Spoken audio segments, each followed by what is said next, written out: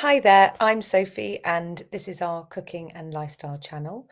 Um, as you know, we show you low carb and sugar-free recipes, all cooked in the kitchen of our blended family home. Today, actually, I'm hiding upstairs in one of our daughter's bedrooms, just to tell you a bit about, run you through the basics of what is sugar-free. So if you can, hit that like and subscribe button and ring that bell so that you are notified when we post a new video. Any questions at all, just let us know in the comments and we'll be sure to get back to you soon. So thank you so much for watching. So what is refined sugar? Sugar-free can mean different things to different people. So don't worry if you're a bit confused. We're here to help you work out your fructose from your sucrose. In case you're in any doubt, sugar-free is sugar that is extracted from foods like sugarcane, sugar beets, or chemically produced and added to other foods. So you'll find it, usually in foods like sweets and cookies and biscuits, ice cream, cakes, fizzy drinks, and as well as in foods like certain types of crackers, most supermarket breads, sadly, even the ones that look like they're fancy pants sourdough, unless they're from actually a lovely artisanal bakery, they usually have a lot of sugar in them. And even some of those ones do, and also in sauces and even in soups. Next, we're going to have a look at sweeteners. There's been quite a lot actually at the moment on the news about sweeteners.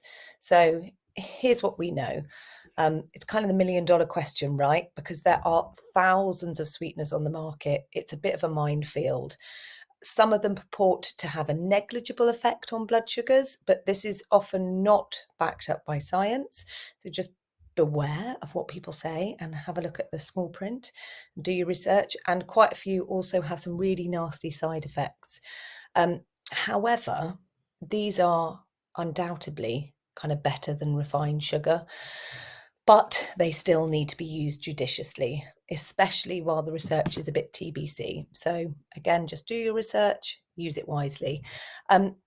We would say that use of these kind of really depends on the individual. So what works for me doesn't necessarily work for Ronnie, and vice versa, and same with the kids and with friends. So we suggest playing with some of the kind of stevia based ones out there and see how they affect your tum and your blood sugars, and just see how you feel on them. And do you like the taste? Because some of them have weird taste effect, after effects. We strongly suggest avoiding absolutely anything with aspartame in it.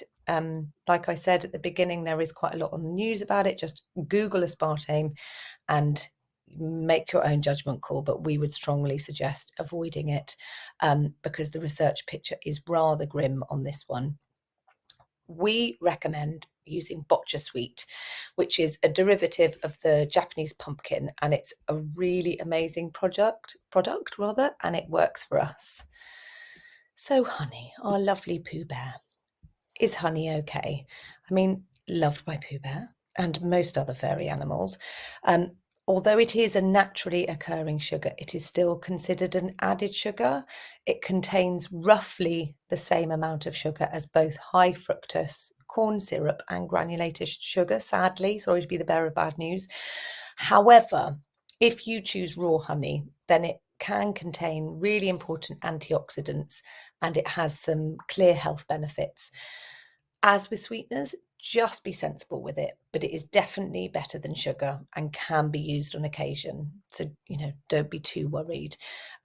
It's more just to be cautious about, don't use it instead of sugar, thinking that you're then sugar-free.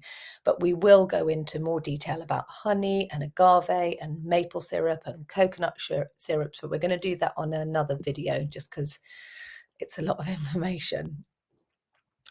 What about fruit? What about our lovely fruity friend fruit?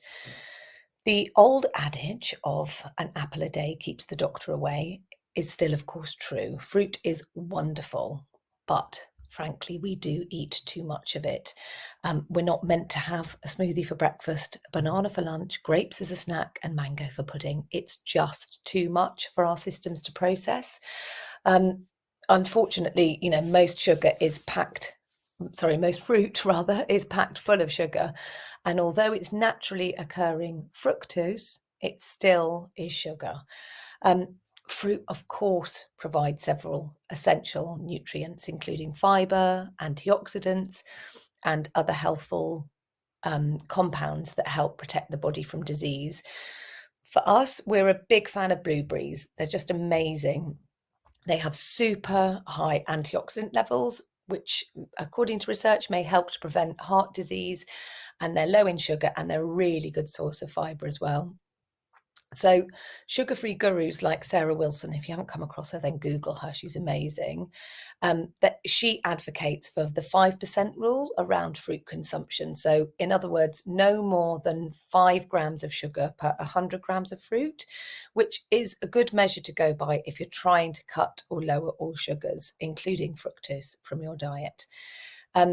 If you are a berry fan, then you're in luck, because despite our connotations with berries as being a dessert food, some of them come surprisingly under that 5% threshold.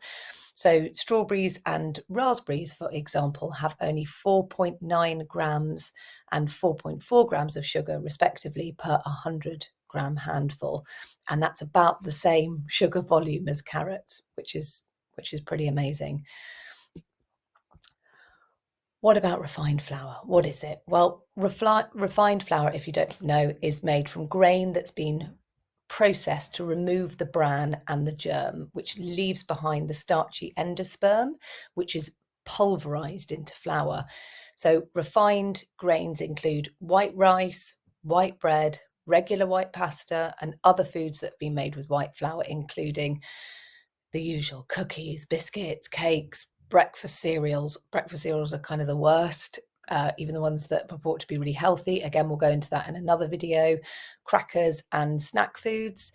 It is in a huge amount of our food, and the high starch content of refined grain and lack of fibre processes and produces a rapid increase in blood sugar when consumed. So it's very similar to the effect of refined sugar, almost like for like, sadly. So again, like I said, we'll cover more info on kind of low carb and refined flours and what we do and we don't eat in another video soon. But suffice it is to say, we avoid a lot of the refined flours.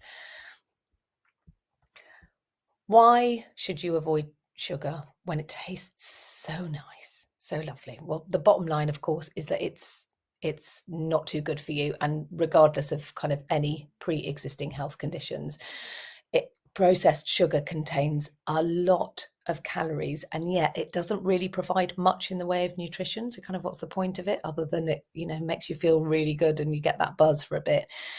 Consuming too much processed sugar, as you already probably know, may increase your risk of cardiovascular disease, diabetes, obesity, liver disease, dementia, depression, and some types of cancer. There is a wealth of information to support all of this. And it's quite sobering.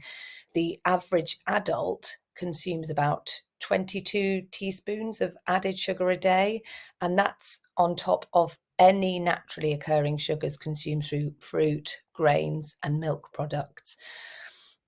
Once you get used to reducing it or not having it at all, we promise you won't look back. You'll have more energy, better skin. You'll almost certainly see a difference in how your genes fit and feel.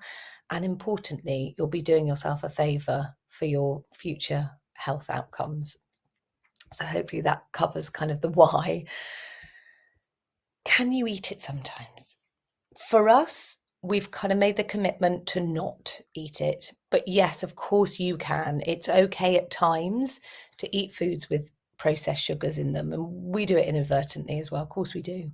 We're human. So do not let perfection be the enemy of the good. Processed foods and processed sugar, however, should make up less than 10% of our diet.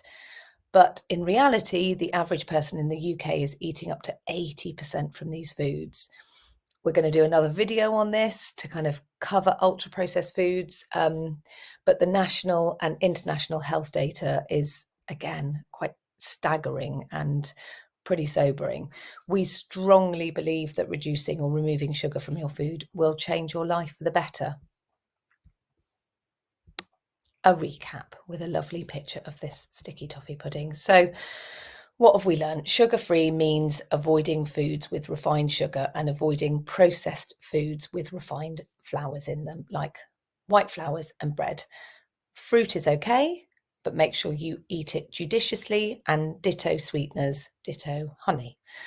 Regarding diabetes specifically, our thoughts on how to manage this when sugar is, of course, a life-saving component that we do, of course, have to use for managing hypos.